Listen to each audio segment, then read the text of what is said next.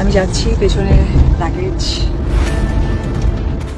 Abraham জয়ের প্রথম America সফরের জন্য রাতে রওনা দিলেন অপু বিশ্বাস। এদিকে আমেরিকায় প্রিয়তমা ছবির জন্য প্লাস নিজের বিশ্রামের জন্য সময় কাটাচ্ছেন Shakib Khan.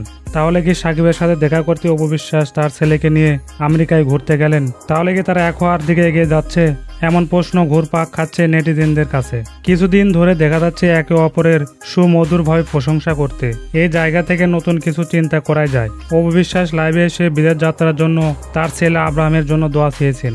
Abraham production house Facebook পেজে অপু বিশ্বাস লেখেন, ওয়েটিং ভালোবাসা।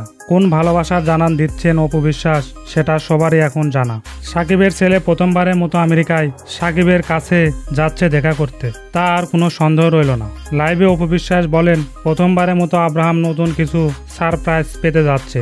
অপু সবার কাছে দোয়া চেয়ে বলেন, আমরা যেন সুস্থভাবে দেশে ফিরে আসতে পারি। কেন হঠাৎ করে এই সময় তার ছেলেকে নিয়ে ঘুরতে যাচ্ছেন অপু বিশ্বাস?